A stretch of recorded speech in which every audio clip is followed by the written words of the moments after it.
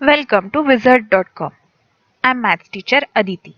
We have this question here.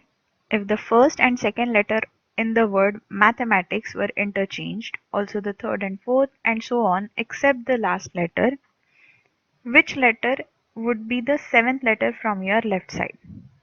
So let's visualize this. Mathematics.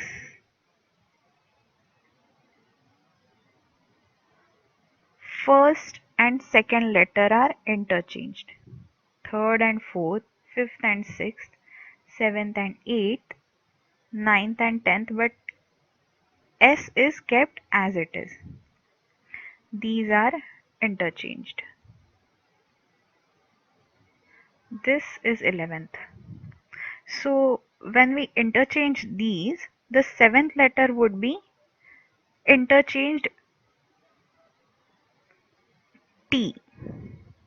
Instead of 8th rank, T will have 7th rank. So seventh letter will be T. Answer is option B.